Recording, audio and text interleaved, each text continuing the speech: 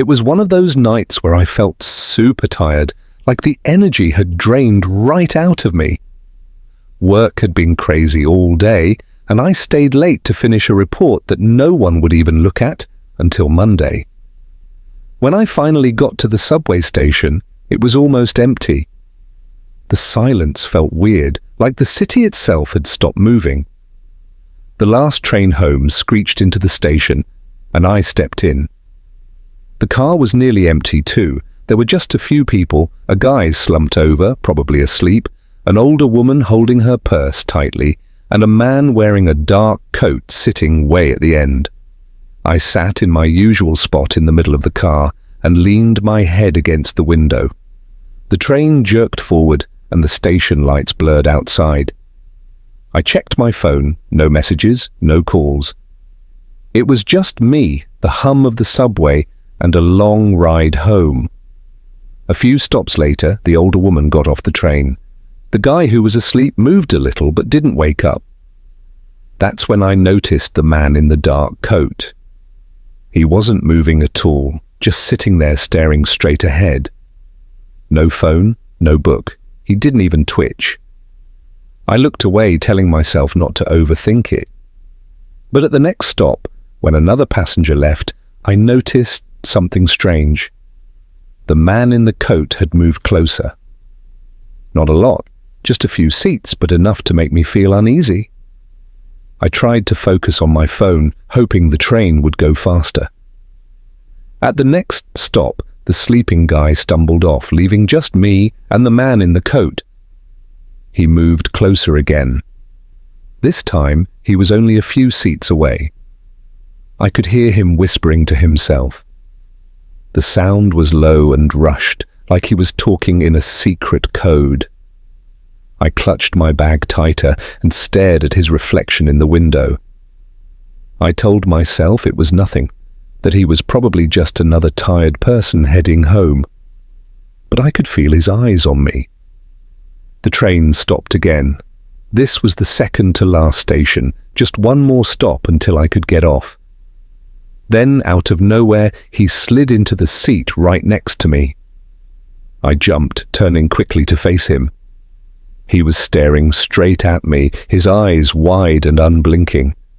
Up close, he smelled like wet clothes and something old, like stale cigarettes. His lips moved, and this time I could hear what he was saying. A chill ran through me. My heart was pounding, but I kept my face calm. What if I showed fear? Would he get worse? Did he have a weapon? I didn't know. All I knew was I had to get off the train. As soon as the doors opened with a hiss, I jumped up and ran. I didn't care if I looked crazy. I sprinted toward the stairs, and I could hear footsteps behind me. He was following me. I didn't stop. I didn't look back. I ran up the stairs, 2 steps at a time, my breathing loud and shaky. When I reached the turnstiles, I forced myself to glance back. He wasn't there. I scanned the platform below. Nothing. Just the train leaving, its lights flickering as it disappeared into the dark tunnel. My hands were trembling. I took a deep breath, trying to calm myself down. Maybe he had gotten back on the train. Maybe he wasn't even following me. But I couldn't shake the feeling that I wasn't safe. I walked home as fast as I could, gripping my keys tightly between my fingers. Every shadow felt too dark. Every sound behind me felt too loud. When I got home, I double-locked the door and checked the peephole 3 times before finally telling myself it was okay to go to bed. The next morning, I tried to forget the whole thing. Maybe he had gotten back on the train. Maybe he was just some weirdo trying to scare me. That's what I told myself, what I wanted to believe. But the uneasy feeling wouldn't go away. For the next few days, I kept glancing at strangers on the street. I'd flinch whenever I saw someone in a dark coat. I started changing my route home. I stopped taking the train and started using Ubers instead. I even thought about moving to a new part of the city. Then about a week later, something happened that made my heart freeze. I was leaving my apartment early in the morning, coffee in one hand and my keys in the other. That's when I noticed it. A piece of paper, folded neatly, stuck between my door and the frame. At first, I thought it was just junk mail, maybe a flyer for takeout or an apartment ad. But when I unfolded it, my stomach sank. There were no words, no threats, nothing written at all, just a single subway ticket. It was for the exact same time and train route I had taken that night. My hands shook so badly I almost dropped it. I spun around, looking everywhere, the street, the sidewalk, the windows across the street. Anywhere someone could be watching me, but I didn't see anything. I stood there frozen for what felt like forever. The city around me was busy as usual, people rushing to work, cars honking, life moving on like nothing had changed. But for me, everything had. This wasn't my imagination. He had found me. I never took that train again. I started avoiding the subway completely. It didn't matter if my commute was longer. Being underground with no way to escape wasn't worth it. To this day, I still don't know how he figured out where I lived. But one thing I know for sure, that subway ride wasn't the first time he'd seen me, and I don't think it was the last. Traveling alone through Europe had always been a dream of mine. It was on my bucket list. After years of saving and planning, I was finally doing it. By the time I got on the overnight train from Vienna to Budapest, I'd already been traveling for 2 weeks. I had been staying in hostels, exploring new cities, meeting people, and enjoying every minute of it. But traveling can wear you out. I was exhausted and looking forward to sleeping for 7 uninterrupted hours in my private train cabin. After all those crowded dorm rooms, this felt like a luxury. It was late December and the train station in Vienna was quiet. The platform had a weird yellowish light. I boarded the train, found my sleeping car and tossed my backpack onto the small bed. The cabin wasn't fancy, but it was clean, warm and private. That's all I needed. As I took off my jacket, I noticed something out of the corner of my eye. Through the small gap in the curtain of my cabin, I saw someone standing near the next sleeping car. It was an older woman. She was staring right at me, completely still. I felt a small chill of unease. People watching each other wasn't unusual when traveling. Sometimes people are just curious. But there was something different about the way she stood. She didn't move at all. Her hands hung at her sides, and her eyes stayed locked on me, just standing there, staring. I quickly pulled the curtain all the way shut and shook my head to push the weird feeling away. Maybe she was lost or confused, or maybe I was just overthinking things because I was so tired. The train started moving, and I let out a long breath. I put in my earbuds and tried to ignore the strange feeling crawling over me. She was probably just another passenger, nothing weird. A couple of hours later, I woke up because I needed to use the restroom. I groggily pushed off my blanket, rubbed my eyes and sat up. The train swayed gently and the wheels clacked in a steady rhythm. The sound of the tracks filled the quiet. I slid open my cabin door and stepped into the dim hallway. It was empty. The dim lights made everything look pale and lifeless, but there was no one around, no eerie woman.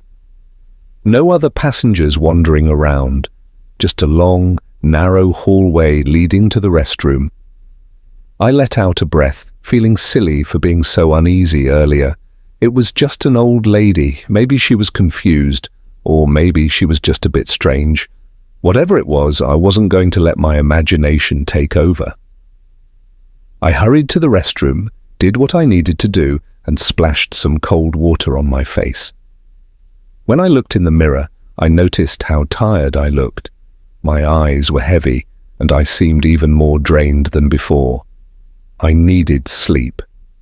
But when I stepped back into the hallway, my heart raced. She was there. She was standing halfway between me and my cabin, closer this time. This time, she wasn't looking at me.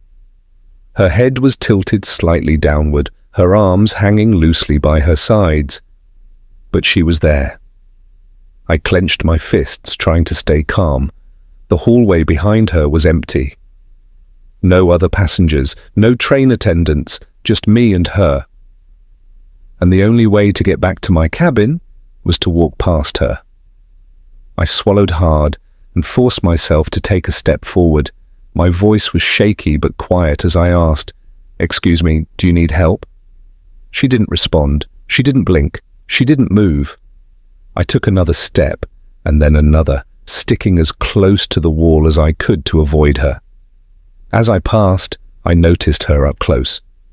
Her skin looked pale and dull under the dim light, and her clothes seemed slightly out of place.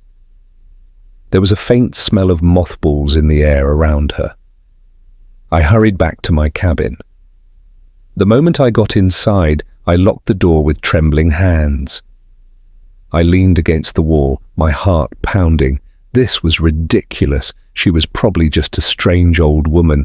Maybe she had dementia. Maybe she was confused about where her cabin was. I told myself I just needed to sleep. I pulled the curtain tightly shut and climbed back into bed. My body was exhausted, but my mind wouldn't stop racing. But nothing else happened. Eventually, I was so tired that I fell into an uneasy sleep. The train slowed as it arrived in Budapest, and sunlight peeked through the curtain. My body was stiff from sleeping so awkwardly, but I was relieved. The night was finally over. I grabbed my things and stepped into the hallway, glancing around for the woman. She was gone. Maybe she had gotten off at an earlier stop. Maybe I had overreacted. As I passed the train attendant, curiosity got the better of me. "Excuse me," I said. "The woman in the cabin next to mine, do you know when she got off?" The attendant frowned. "Which cabin?" "The one right next to mine." "Older woman, kind of pale, staring a lot," I said, with a nervous laugh, trying to sound casual. The frown on his face deepened. "That cabin is empty, miss. It's been unoccupied this entire trip." A chill ran through me. "That's not possible. I saw her multiple times," I said. He shook his head. "I checked the reservations myself. No one's in that cabin." I wanted to argue, to insist I wasn't imagining things, but the words wouldn't come out. The attendant nodded politely and walked away, leaving me standing there, frozen. My mind was spinning. I grabbed my backpack and hurried off the train. The crisp morning air hit me as I stepped onto the platform, but I barely felt it. I needed coffee. I needed to calm down. I needed to forget everything that had just happened. Out of all the stories I brought back from my trip, this one was the strangest, and it's the one I'll never forget. It was late at night, and only a few people were around, some workers on the night shift, a few people who had too much to drink, and people like me who liked the city when it was quiet. That night felt normal at first. I got on the train near downtown, found a seat in the middle, and put my headphones in. I just wanted to sit back, let the train move me toward home, and not think too much. My stop was still far away, so I had time to relax after playing a long music set. A few stops later, I noticed him. A man got on the train. His clothes were messy, and he wore a jacket that looked too big for him.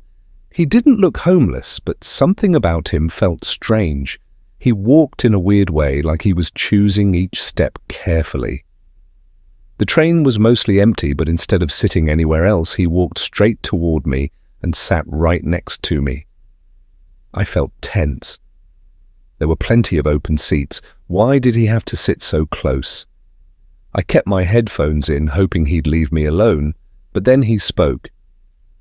"Do you always take this train?"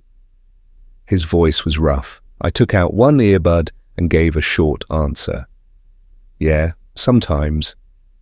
He stared at me for a long time. Too long. Then he asked, "Do you live alone?" A chill ran down my back.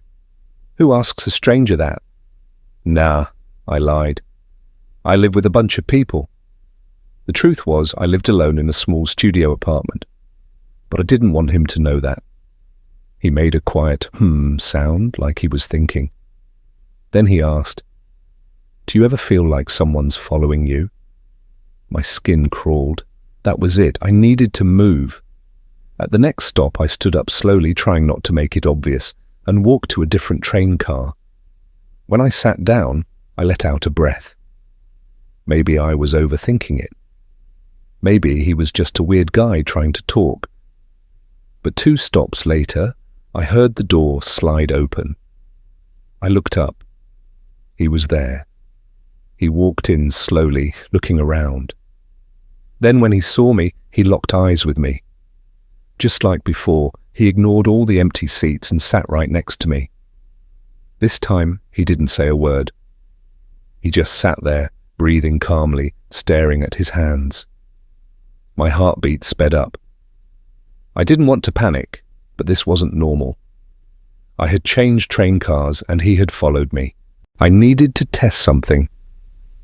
At the next stop, I got up quickly and moved to another train car. This time, I sat near the exit and watched the door. 2 minutes later, the door slid open. There he was again. I wasn't imagining things anymore. This guy was following me, and he wasn't even trying to hide it. He walked slowly, like he had all the time in the world, like he knew I couldn't escape. I jumped up and switched cars again. Then I heard it. The door behind me slid open. His footsteps echoed on the train floor. My chest tightened with panic. I had to get off this train. I checked my phone. 3 more stops until mine. I couldn't wait that long. As the train slowed at the next station, I made my move. The doors opened and I stepped out, walking toward the exit like I was leaving. But at the very last second, just before the doors closed, I spun around and jumped back inside.